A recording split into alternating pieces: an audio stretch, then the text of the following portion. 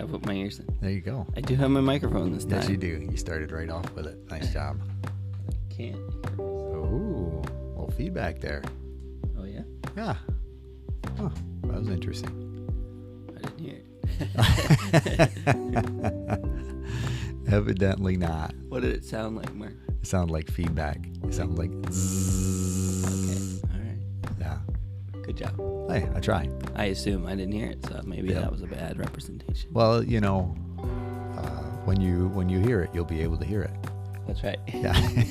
Well said. When you listen. When you listen, you'll be able to hear it. Yeah. Well, I'm listening now, and I don't hear it. There you go. Well, it's not there. I would know. Yes, you would. You would.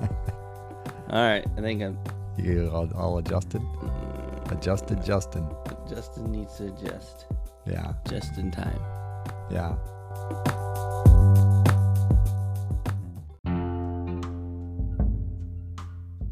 Welcome to How I See It with me, Mark Pratt, and Justin Sternberg. This is a podcast that works to counter cultural polarization through thoughtful conversations.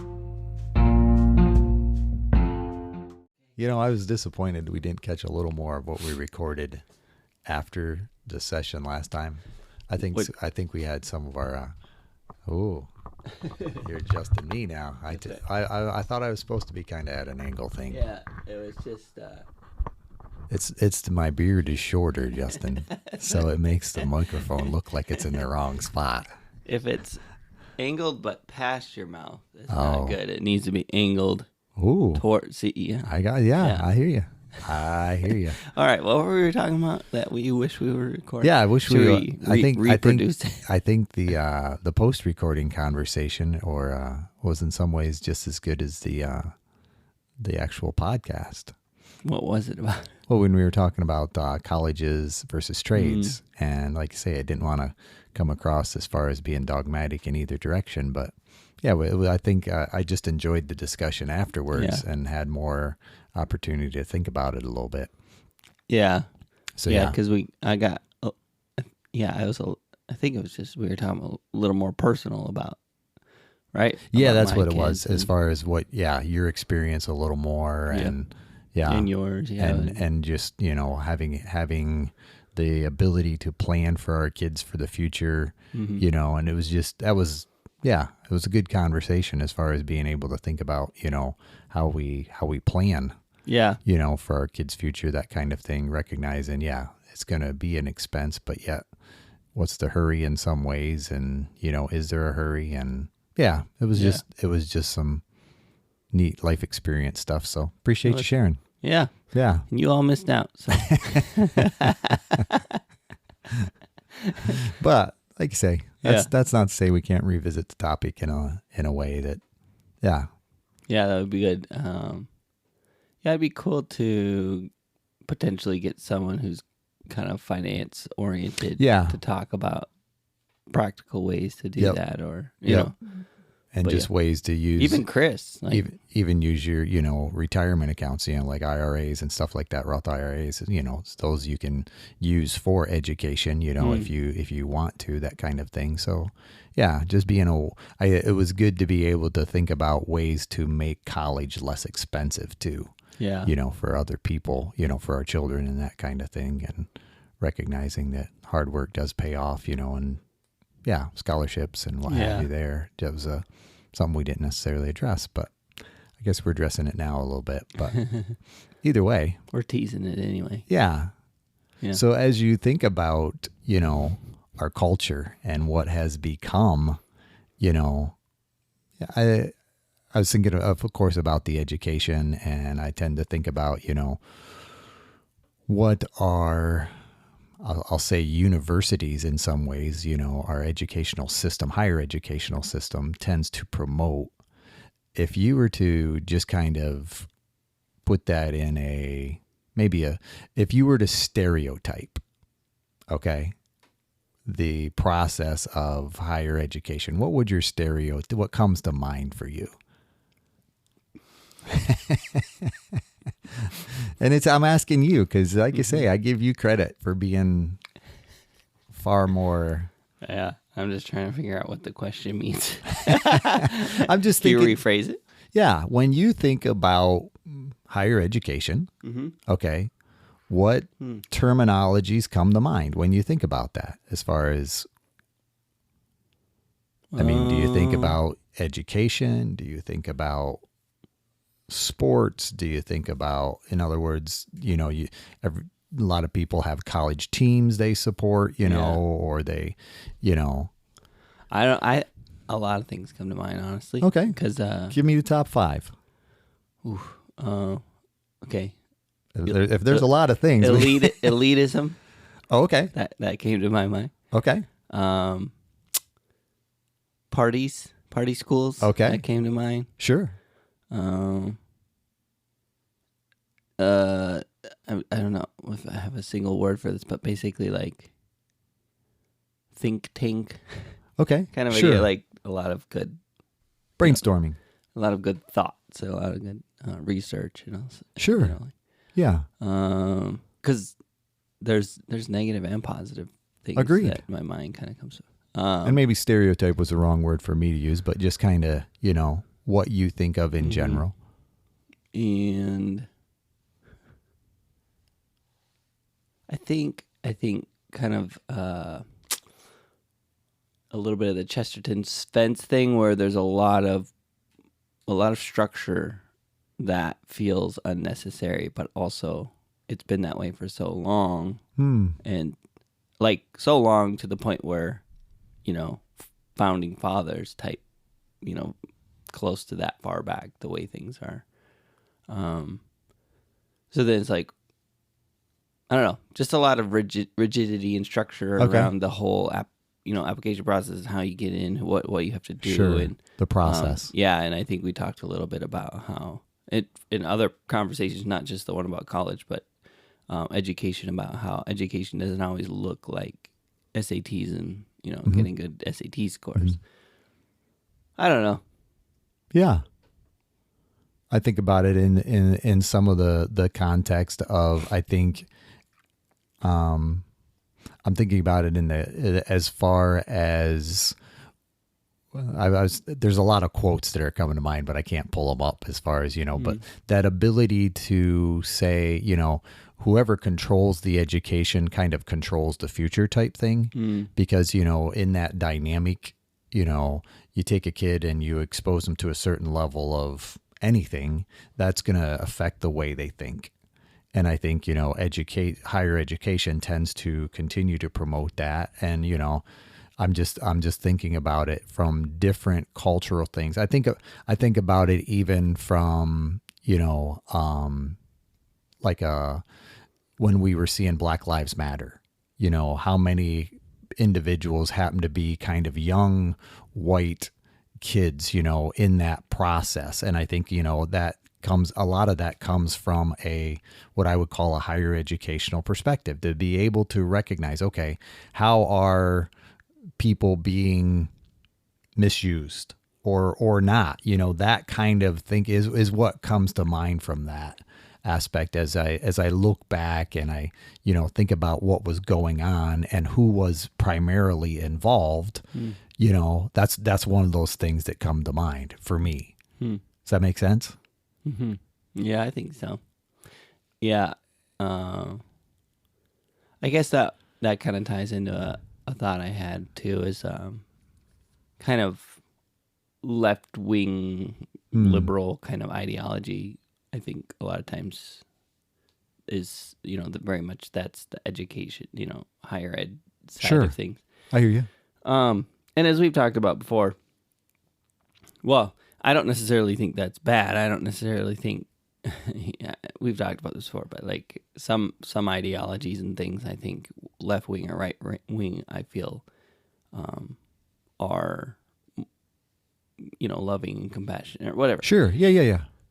That's what where I was thinking, as far as not wanting anyone to, not have the same opportunities as other people.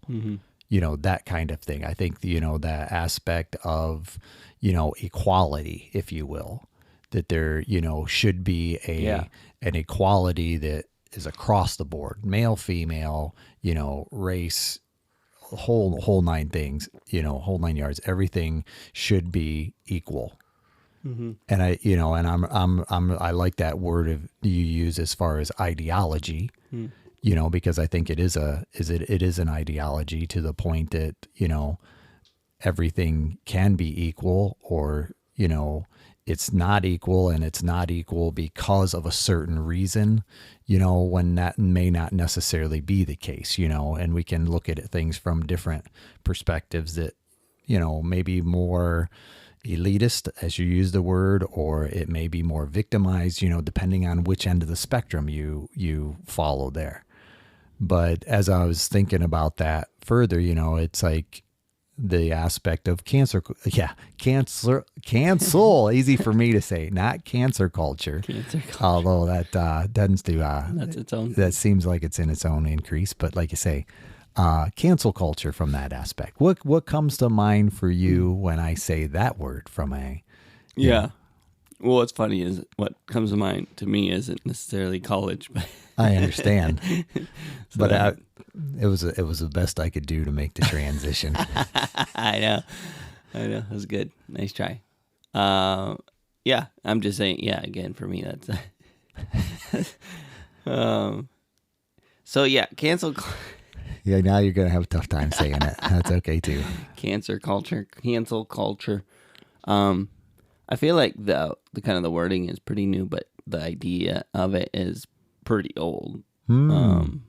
In the sense that one of the weapons that we can use in culture is to say that side is bad, this side is good. You know what I mean? Mm-hmm. And paint the picture of that side being so bad that you try and get as many people to run over to your side as possible. You know what I mean? Mm-hmm. And when I think of that, I think of politics in particular, and the ads for politicians and how they're so yeesh, I hear you. Yeah.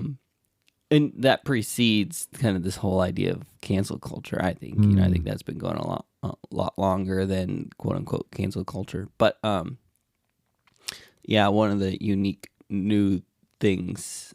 I mean, nothing's new under the sun, right? But kind of this new round of cancel culture is about, we dug up a skeleton and therefore we know you're human with skeletons and therefore you're not fit for whatever the thing is you're doing, or, you know what I mean? And, no, I don't know what you mean, but I'm with you.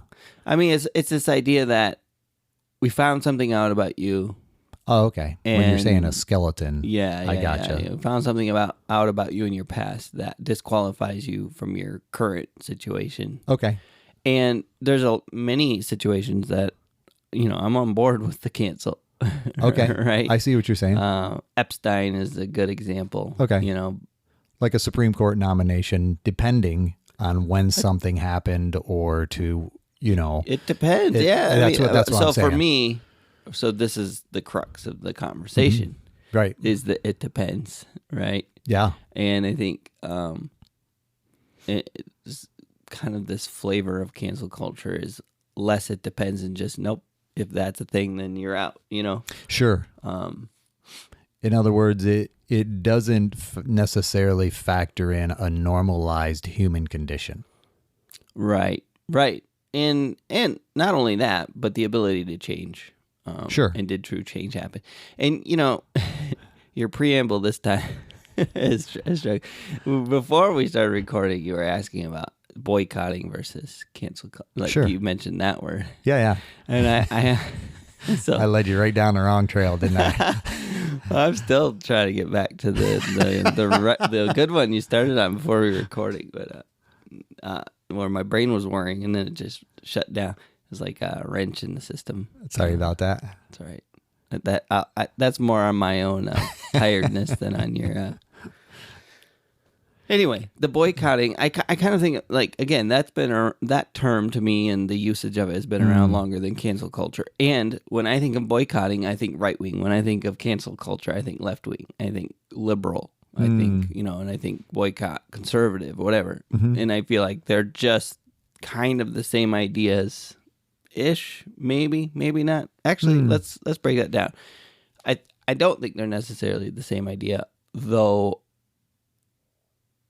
they could end up being that way in someone's mind. Yeah. But like the idea, again, this is how I see it. But how I see boycotting is this idea of this company stands for something we don't agree with, therefore we need to stop supporting them. So that's a pretty base definition, and I think most would agree with that. However, I think some people who jump on the boycotting bandwagon are more in a cancel culture mindset.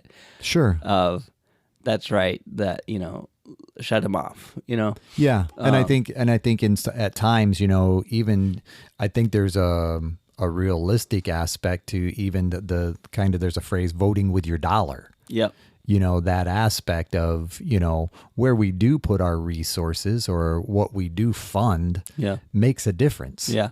You know, and I'm not saying that has to be a part of cancel culture, you know, but at the same time when I'm aware of my individual decisions, and, you know, I would even bring it back to maybe, you know, where my investments go, or who I, you know, not necessarily, you know, not that the stock market's all bad or anything, that kind of thing, but being mindful of where my resources are going and what I'm supporting with that. Yeah. I think that is I guess for me, it's a more palatable version of, you know, it may be a dynamic of the cancel culture, you know, in that process that but I think it's healthier than just you're this, so therefore, but I think I agree, but I also go ahead. You and I both lean definitely conservative, even if I lean. Sure. I try and lean away from that leaning. I'm still conservative. You know? I hear you. And so are you. Well, that's why I ask you, because you're less conservative leaning. That's right. Or more open-minded in some ways. Well, I don't think that's true. I think that that's why we enjoy these conversations. More aware. Because, okay, gotcha. I got you. Yeah. Yeah, maybe more in tune with culture. Yeah, I give you credit for being more culturally aware. Yeah. Yeah. Yeah. Although, I mean, you definitely get your own share of awareness through counseling and through, you know, some of the paradigms you... Yeah. But we make a good team is what I'm trying to say, Mark. You're okay. Nice job. I won't cancel you today, Mark. Or boycott you. Yeah, you know, and that's, I guess in some ways, that's the reality of what we do here. If you don't like what we do, you don't have to. You can cancel. You can cancel. Please don't. We need your donor dollars. I'm just kidding. And at the same time, that's a choice. And if you want to take, and I think that's a part of the difference, if you want to take other people with you because of something we said, you get that option. Yeah. Don't listen to those guys anymore. Okay. They're too whatever, you know, conservative, too liberal. I doubt we'll get called that. I really do. But at the same time, you know, that is a perspective dynamic. Mm-hmm. And I was just thinking about it, you know, in that process of a healthy way, you know, to deal with that cancel. Yeah. There you go. Culture. Cancel. So again, there is, so there's particular movements that kind of come to mind. Yeah. One is the Me Too movement. Okay. Sure. I kept wanting to say she said. Okay. And I was like, that's not it. Me Too movement. Which, if you're not familiar, I'll explain to you as you crawl out from under your rock. But basically, it's this idea that women started coming out saying, you know, I was, you know, sexually abused or sexually, even, I don't know. Sure. What are the terms that aren't quite abused, but harassed, you know, yes, the kind of harassment and or, you know, someone used, you know, my sexuality against me in some form or another, whether it was to prevent me from getting, you know, and through that whole process, I personally was very thankful for that, because I think there is a lot of that happening, or was happening. I'm sure still happening. I I don't think that's ever going to go away. But there's dynamics too, and we've talked about masculinity, toxic masculinity. We've talked about gender. We've talked about a lot of these things. And we've talked about a little bit about the patriarchy and the idea behind that. And a lot of those things aren't going away, maybe ever. Sure. And so, in men, and by men I mean mankind, men and women, but we're evil at our heart, and that's something we believe theologically as believers, is that by nature our bent is towards evil, and more accurately towards our own flesh. So feeding my own desires and my own, and me above all others, right? And so as a result, there's going to be situations where men, specifically the gender men, will use the fact that they're a man and they have particular influence in their situation to get what they want, which is sex, which is influence, which is affection from women, whatever. What were you going to say? Power. Yep. And as a result, women will be abused through that one way or another, I think. And so I guess all that to say, I'm thankful to have some light shed, some accountability brought to bear, in the sense that, there was a minute there where I think every man in show business especially was afraid of, like, well, crap, are they going to talk about this thing? Well, maybe they should. It was kind of my mindset, like. But at the same time, obviously, there's a fine line between that and grace and someone, changing and having done the wrong things in their past. Heck, I've done lots of wrong things in my past that we talk about at Celebrate Recovery, and talk about, it's a big part of what we do at CR is talk about the junk in our drawer from our past skeletons. Situations, our skeletons. Yep. In order to provide some light for those still dealing with that thing in a path forward, and also to try and keep us out of that, right? Away from those things. So cancel culture is just this idea that, well, you did a bad thing once, and therefore you're that person, and that person can't be allowed to be doing the thing that person's doing, which, whether it's politics or showbiz or whatever.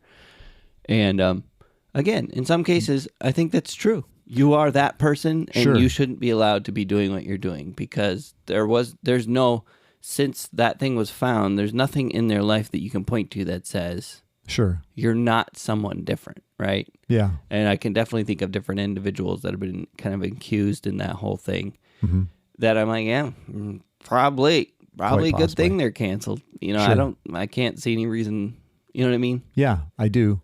And I'm not. And I appreciate the opportunity to talk about it, because in some ways I'm not always sure that in the cancel culture dynamic, it's as cut and dry as what you're describing. That somebody did something wrong, therefore. And I think at times it can just be somebody said something, that was conservative, or somebody said something that was liberal. And therefore now we, and at times I'm not even always sure that people have a full understanding of the context. I guess, yeah, I agree. Okay. I guess I think from my perspective, I was coming at it from the historical part of how we got here. Okay. And I feel like, okay, so now that thing happened. Yep. Me Too movement. I got you. Yep. Maybe a listener has ideas of other things preceded that kind of even set the stage for Me Too. But for me, that seemed like a watershed moment in terms of cancel culture. Okay. And again, I look at that thing and I think mostly good outcome. Like mostly I'm thankful for the cancels that happened in that culture. Right. So, but I think it set a precedence for, hey, this thing works. Right. Yeah. Like, and then, obviously there's been concerns, which I don't feel too bad about this, but like, well, I'm a man, I'm an actor, and maybe I did something in my past, but I'm not like that anymore. And am I going to lose my livelihood? Sure. And that part of me just wants to go boo-hoo, but then there's a part of me that goes, yeah, I understand. Like, we want grace, we need grace, and maybe that person is legitimately trying to be a different person, Sure. And I support that in every way, you know, and that maybe to an extreme compared to most people. And that's as a result of hearing 800 testimonies, right, over the last 14 years of doing Celebrate Recovery and going, holy crap, that person can change, you know, and yeah, anyway. So yeah, I agree with you. It's gotten to, I think, in some ways, an extreme place where you can point at one single sentence and say, that's who that person is, therefore cancel. I gotcha. Right? Yeah. To bring it back around to it. And when would you say I'm honestly think about it from the aspect of, you know, Me Too movement, that kind of thing. What era would you put that in as far as that goes? What do you mean by era? In other words, 90s, Oh, 80s? Me Too? No, yeah. 2010s. Okay. Yeah, I guess I'm just thinking about it even as you think of different, you know, and I do think about it even from the university standpoint of I think of even the Olympics. You know, when I'm thinking about these doctors, Nassar. Yeah. I was thinking about the coach from Penn State. You know, who had, you know, because those things, and there again, I think, you know, some of that might have preceded that. Yeah. Me Too. As you brought up the point, I was just thinking about I can't think of the coach from, but yeah. So, Tarana Burke, never heard that name. Okay. Have you? No. Is an American activist and business executive. In 2006, she founded the Me Too movement, which sought to assist survivors of sexual violence, especially women of color. So I guess 2006 would have been the kind of starting point. Sure. I never heard any of that, but yeah, so it makes close sense with that it's kind of 2010. ramped up. Yeah. Yeah. But I guess maybe I'm older than I think I am, but it seems like some of those other dynamics, even, you know. Yeah, like the Olympic. I think that was all. Was that all about the same time? I mean, let me look at Nassar Olympics. And was it Sandusky was the coach from Penn State?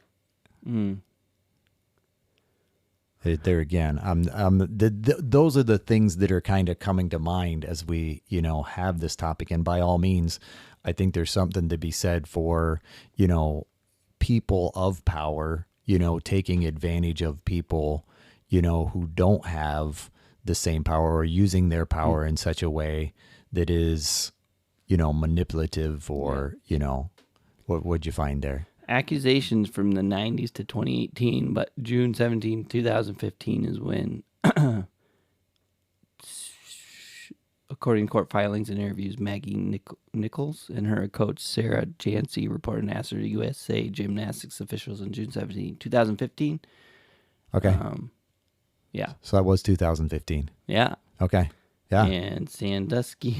Yeah, like I say, I might be really pulling back. It was under Paterno. I know Joe Paterno was head coach, and I thought, yeah, can remember who was underneath him. Might not even show up. I might have a wrong person. He was arrested at his residence on December 7, 2011. Okay. So yeah. What was the other one? No, was that Sandusky? Yeah. Okay. No, that was that's the same. So 2006 kind of started ramping this up. Yeah. Which Sandusky, I mean, that was boys. Yep. So I don't know if it fell into Me Too, but yeah, definitely the idea of I do think the there jig again. is up. Yeah. And someone in power who, you know, basically assaulted a number of individuals, you know, and Me Too, it kind of comes to mind. And I, you know, fully agree that, you know, a lot of that circumstance, it's not just about other people jumping on the bandwagon. Right. I believe, you know, that had been going on for a long time. Yep. And go ahead. Sorry. But as people, I think there is and I would be the first to admit, and I think I've even had, you know, these conversations with, you know, like Lizzie, it's to the point of recognizing that it almost went to a point of feminism at times, because it's like, even now, it's like sometimes when I open the door for somebody, it's not that I don't think you can open the door for yourself, that kind of thing. But I think it's changed an awareness that we have. That's like, am I offending you by doing so? You know what I mean? It's if I may, your stick analogy. Yeah. It's gone from it's working. It's gone from, one part to another as far as, what was just a chivalrous, if I may say so, dynamic has become something that is, rude. Yeah. I think one of the aspects of culture we can count on, like the ticking of a clock, is the pendulum swinging, right? Oh, sure. You think of a grandfather clock and how the pendulum swings back and forth, and like that's absolutely part of how culture works. And I definitely see this whole cancel culture, Me Too, all of that, the pendulum swinging back from the direction it was. Okay. And probably, I think, reaching a point where it's going to start swinging back, or is already. Okay. That's my perspective on it. Because there's a reason it got so bad and this became such a big thing. It's because the pendulum had been on that other end for so long that there was no longer even that much effort to be secret about these things. Sure. And that could only last so long. And all of a sudden, it's like, well, you saw that? Yeah, that's a real thing. And then, well, let's deal with it. And then we did. And it's like, well, they dealt with it. Why can't, and it's like, boom, boom, boom, boom, the dominoes started falling. Gotcha. And now they're, it's like the dominoes are just knocking down everywhere. And it's like even good dominoes, like whatever. And I feel like, again, my perspective, and we can, let's listen back in 20 years and see, whatever. But I feel like we're reaching a point where it's going to start swinging back because now, chaos, dominoes everywhere, and we don't even know anymore which dominoes are good or which ones are bad, and so now it's time to start rebuilding that domino train, right? Like, and I think there'll be kind of a shift into like, all right, sure, and I feel like that's already happening. I think there's so many different things that have kind of latched onto this cancel culture idea that it's gotten to the point where it's like, all right, we're doing that again. Let's just wait it out and see how legit this really is. Okay. I feel like that's where we're at already. In other words, there's a waiting process that wasn't necessarily let's see where the facts go or what bubbles to the surface before we start to jump to a conclusion. Is that what I'm hearing? Yeah, now I think boy cried wolf enough times by this point that the pendulum's starting to swing back. That's my perspective on it, to where it's like, well, let's just see how it works out in court, and let's see, Yeah. And so I also want to say the fact that a few innocents probably got hit in this whole Me Too thing, that's a bummer. The fact that so many got caught, is, I don't want to even say that's worth it. That's terrible. That's not what I mean. But I'm just really thankful that the pendulum swung this way because it needed to swing. Yeah.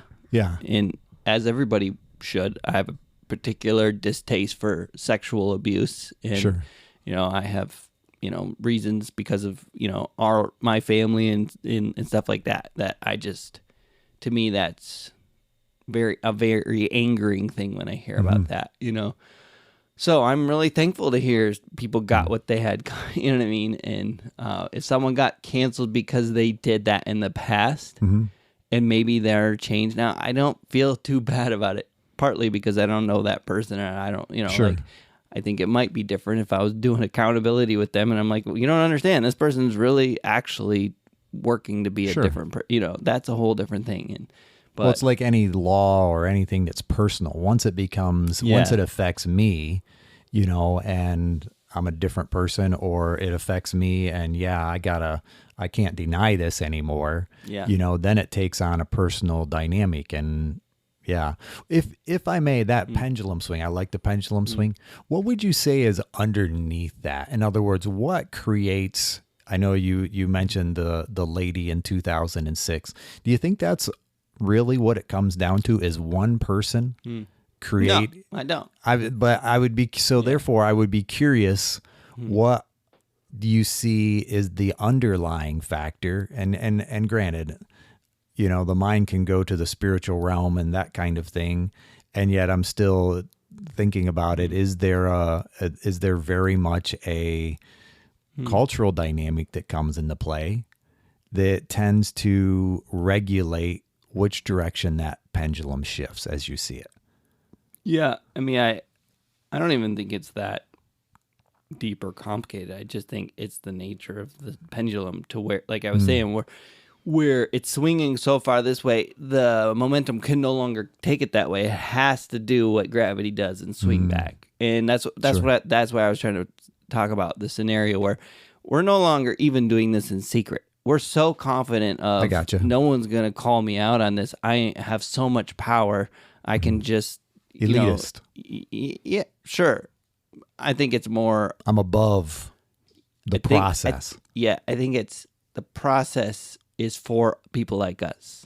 I gotcha. So I can do this because I'm in the specific vein of who this works for. Sure. Okay. And again, I think the pendulum swings so far way, so long that it eventually it just cannot be supported that way anymore. It's like now you're just raping people in your office in front of your whole office. Sure. And there's photographic evidence and there's 18 witnesses and what I mean? And then not only are you doing that, like I said, it comes out, it's publicized, people start finding out, and then you're like, that just happened in my office. Maybe I should talk about it, right? And so you get what I'm saying about the natural pendulum of like, you reach a point where it cannot go any further and start swinging back the other direction. Sure. So I don't think it's, my perspective is I don't think there's, you can point to that lady or you can point to specific events, but I always feel like that's not the trigger. That's the thing that points to the pendulum swinging back. I hear you. The natural course correction that happens culturally. And I believe, again, spiritually, that this is, God's way of handling things. You know what I mean? And which, would probably, if we go that direction, we could never come back. But I hear you. No doubt. There's a lot to be said about that. But I don't think it's that complex. I don't think there's I hear where you're coming from. Underground things that are manipulating. I think it's the natural course. Yeah. But I do think people take credit for those swings. Or like, I got you. We'll give credit, right? Sure. Like, look at that person. They changed the course of whatever. It's like, yes, they were part of that pendulum swinging back. Sure. And so even people like Martin Luther King or somebody like that, you would say that pendulum, I'm not undermining him, but you would say it just got to a point where people said, no, this isn't right. And he happened to be a spokesperson for that pendulum swing. Yeah, I never thought about that, but I think you could totally go that, right? Like, I think you could make a case for the way the church had gone and like how extreme it had reached a point where, okay, something's going to start tipping. Sure. You know what I mean? Sure. So, yeah. I hear you. Yeah. Yes. I gotcha. Yeah. And I would argue too, like, just think about, you think about Cirque du Soleil, right? Yeah. You ever heard of that? You know what that is? It's like these crazy circus performers. Yeah, and, it's like a version of Ice-Capades or something like that. Not that. Yeah, but not on ice. But like gymnastics. Yeah. But what they do is, world define. Like, it's insane. Like the level, it's way beyond Ice-Capades in my opinion. Yeah, as far no, as I agree. I just what they're pulling off and it's a show. Like, it's otherworldly what they're able to do. Like, I gotcha. But so much of what they're doing depends on momentum.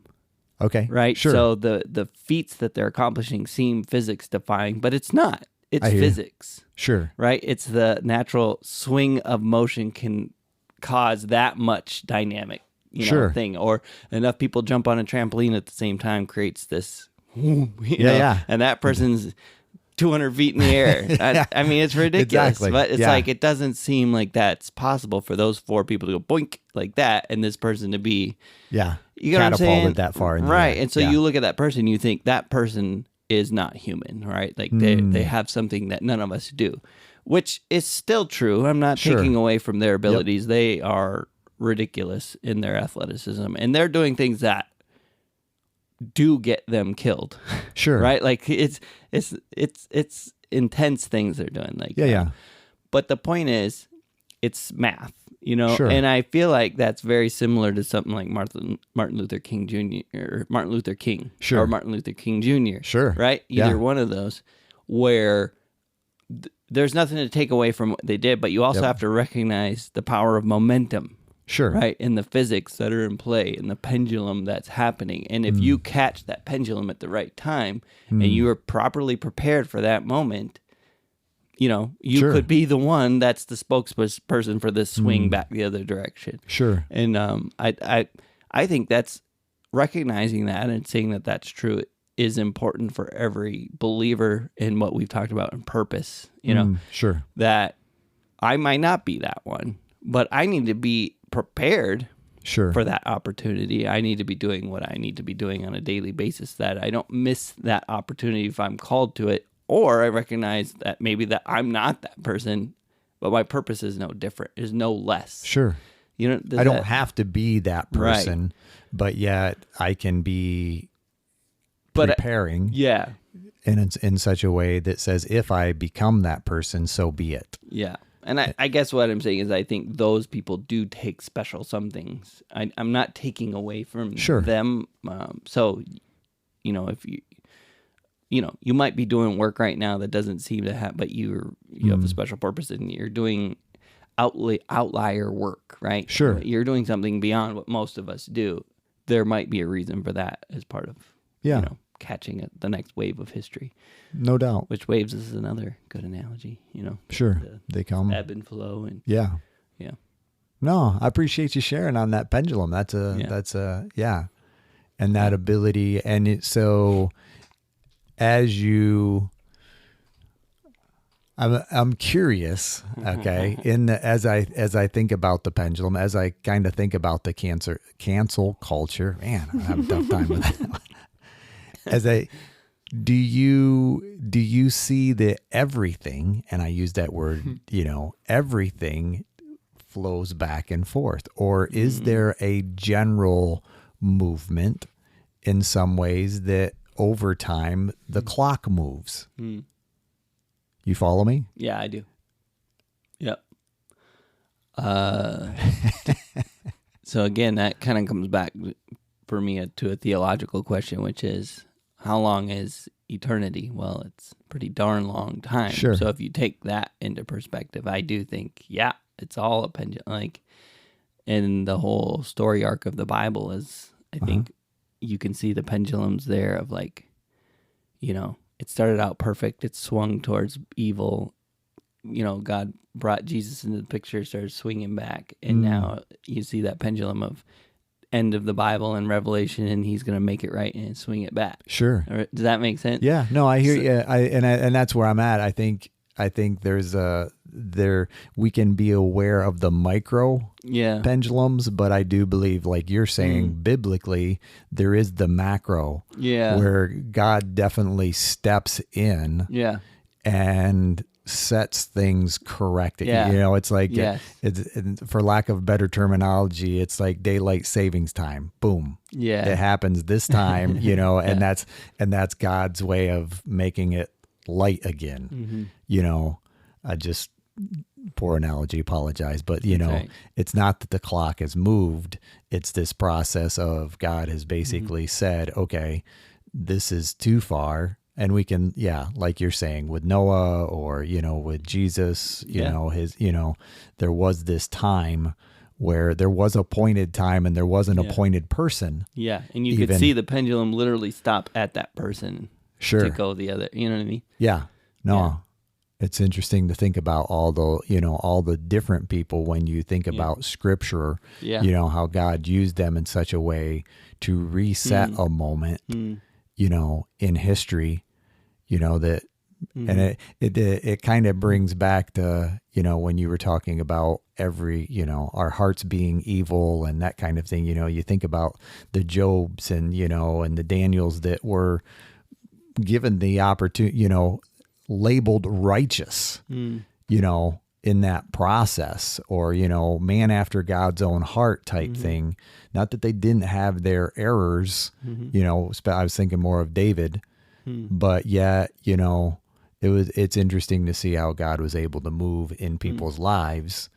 And even from a cancel culture perspective, being able to recognize, they had their own histories, and I think, even Paul talks about that, how the things that he had done, with zeal, he's like, I was clueless about that. Yeah. Yep. And if you thought you were this and I was that much more, that kind of thing.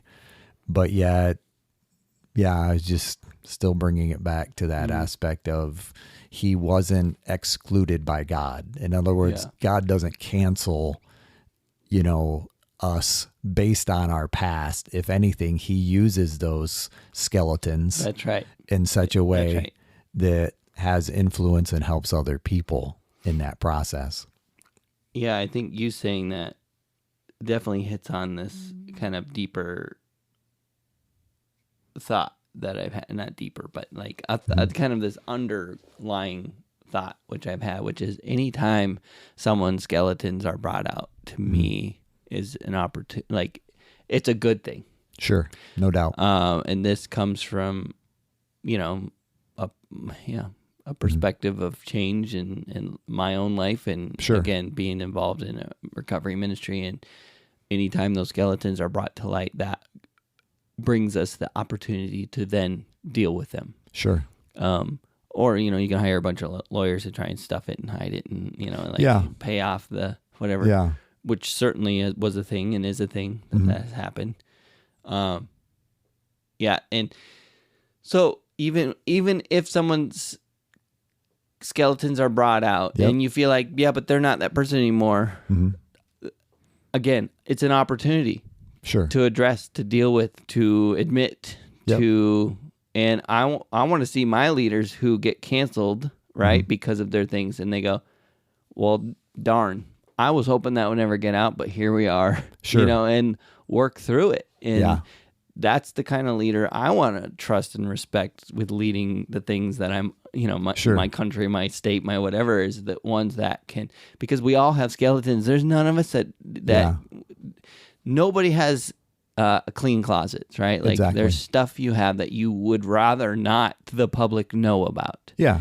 So if you can have those things brought out and then work through them, like, to me, that speaks to your character and the integrity and the ability to, and helps to plead your cause in the sense of, I am different and I want to work through this. That sounds different than, just saying I'm different, or like, being defensive or whatever.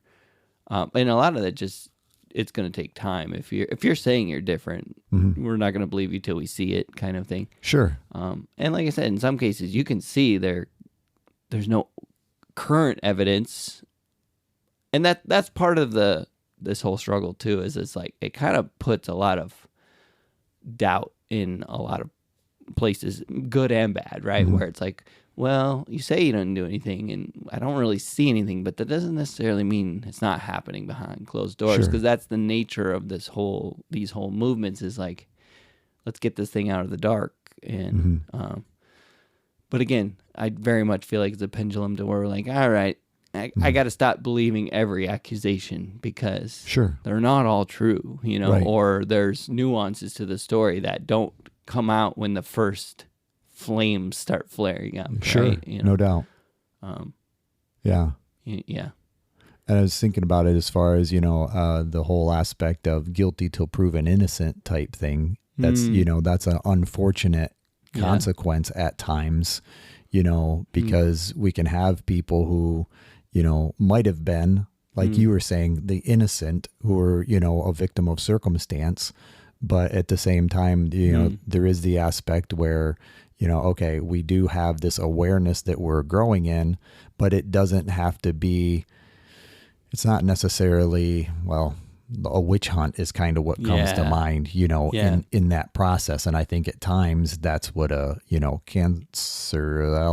cancel culture can become, is this process of the witch hunt type thing.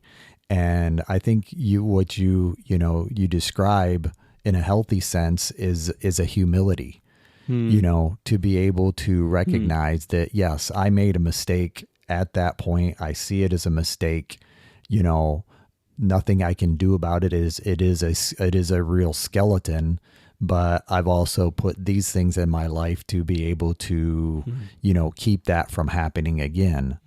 And I think, it's helpful when, as you describe, when you recognize, okay, we all have those skeletons, because I think, that's kind of what Jesus did when, he had the woman caught in the affair before him. He just said, hey, yeah, this may or may not be, but there's some things about this that still seem pretty sketchy to me. It's like, we have this woman, where's the man?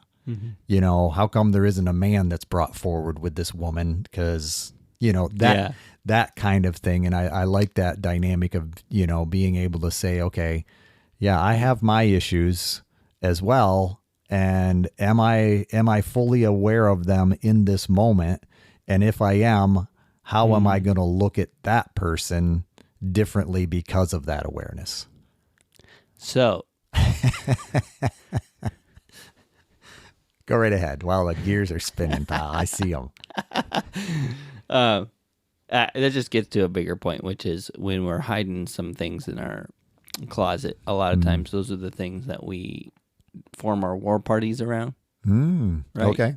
So if it comes out that this person was abusing someone and, or has this sexual sin, and I've seen it a lot with sexual sin, where until I've fully come to an admission that, yeah, I am messed up and I have a sexual addiction of some sort, up until that, we spend our whole life justifying and or protecting ourselves and or hiding and or like masking it. Sure. And one of the most common masks I've seen is like this indignancy towards the issue. Sure. Right.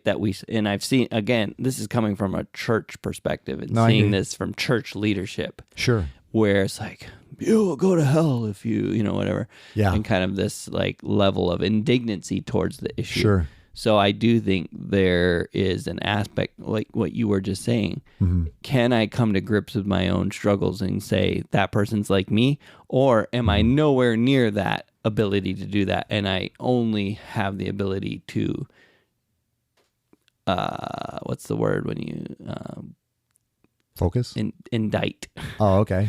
I only have the ability to say that person's guilty. To judge. And like point outwards, and as long as I'm pointing outwards and got my finger guns up, right? Like, no one's looking at me, right? And and they clearly see I'm on the side of righteousness because I'm pointing the fingers.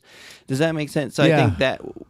And I quite often I'll be honest, I'll see that in individuals who might have, like you're saying, that pet topic.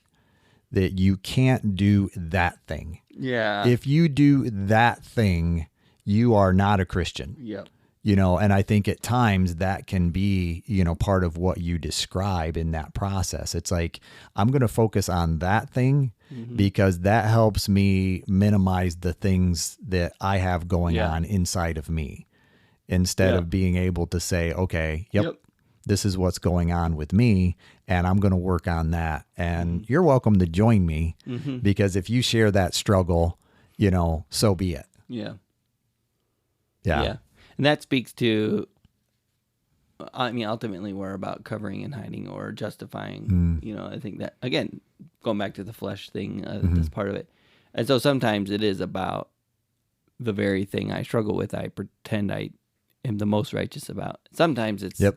what you're describing makes me think of someone who's been abused, who now says that is the worst thing ever, right? So you're on the receiving end of that. And like you said, rather than address the issues that I can't forgive, which that's a hairy issue, and I don't say that lightly, but rather than address my own struggles, I can only point outward at that thing, and that forever will be my center of focus. Sure. Right? And yeah, both of them cause us to not have the ability to, I don't know, have grace, sure. I guess, right? Sure. Whether it's I'm struggling with that thing and I don't admit it, or that's the thing that hurt me. I don't have the ability to look at it with a proper grace perspective, a God perspective.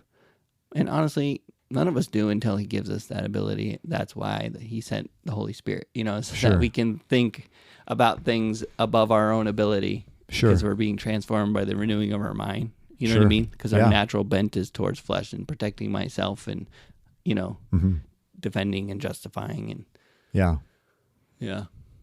Yeah. So I think we made it all the way around to a certain degree. It's certainly, I appreciate the way, you've brought it around to wrap up in that sense of being aware of the mistakes we make in the process, because I believe we've all done things that might be worthy of canceling, but being able to recognize that, okay, how am I excluding others? How am I, because I think we can look at a cultural dynamic and say, oh, that's the source. That, that sports team, that, educational system, whatever we want to. But, when we bring it back to the fact that, we're in this human experience, and yet God has still provided ways to be able to value people, and even the mistakes we make don't have to be hidden. And, they can be a great source of freedom to other people when we actually address that in a way that says, okay, you can cancel me if you want to, but this is still my experience, and I'm going to kind of continue to share that in such a way that offers other people freedom in that process. Yeah. Does that make sense? It does. Because getting caught doesn't have to be the end of the story, but so often it is. Yes. Yep. Yeah. Yeah, I also appreciate how you brought it back around to the story about Jesus and bringing the Pharisees bringing the woman out to him. I think you're talking about the woman, the same story, but dragging her in front of him, saying, "Now what are you going to do? Are you going to condemn this lady?" And he said, "All right, here's the deal." After writing in the sand for a minute. Exactly. And this whole phrase of "He who is without sin, cast the first stone." Throw the stone first. Yeah. Go ahead. Yep. And I feel like that's so appropriate to this conversation. So often we don't have that challenging voice. Yes. To say, "Hey, what's your story? Yeah. Are you without sin? Is this, and I think, again, I don't want to take this whole cancel culture conversation and turn it into, well, we need to have grace for everyone. I get you. I think there is some, some truth to, and some justice that was happening and is happening as a result. And I think that's justice is also a character of God, right? Sure. But so is grace. And so I think we should desire both in the measures that the Holy Spirit desires, And so that's really where our prayers come in and say, God, I pray, pray that you'll have the right thing happen here, because this looks real bad. You know? And yet everyone deserves grace. So we put this in your hands, and kind of trust him with it. And that's why I think the pendulum is squarely in his hands. And I think the beautiful thing about God is he's put a lot of systems in place. And I think the pendulum is a systematic part of his creation, where he's not actively moving the pendulum with his hands. He created the beautiful architecture that allows that thing to self-correct over time. Sure. And he's in control of it all, but he also isn't like, I don't know. It depends on your perspective. He's not anxious about it in that process. He's not manipulating every little clockwork every second. He created this beautiful, amazing architecture that he can look back on and say, this is good. Yeah. Right? Yeah. And, Yeah, I don't know how I got to that, but that's okay. I do. Yeah. I actually, what you were describing, I think so often I run into, is the individuals who have an affair type dynamic in the relationship. And, I think in a lot of ways, the most hopeful thing that I can offer is this can make your relationship better than it ever was. It doesn't mean that you have to cancel this relationship altogether. We just need to recognize, okay, some things need to change, and to be able to say, yeah, even despite this relationship can flourish in ways that it was never able to before. And part of that is going to be because there is this truth and this awareness now that we're actually willing to deal with. Yep. And so, yeah, that's kind of what came to mind as you were, describing that process. So, yeah. Thanks for sharing, Justin. Yeah, thanks for trying to say cancel culture. Yeah, I can say it for now. the sake of cancel culture. Nice job. Yeah, Look at you. I didn't even have to stop and think. In one episode. We talked about it long enough. Yeah, and sorry about that transition at the beginning too. It got a little, nebulous out there, but yeah. So I appreciate your efforts and your transition. Sometimes it's better than others. That's the reality. Right. Yes. Yeah. Yep. Sounds like the state of life. Yes. Yeah. That's how we see it.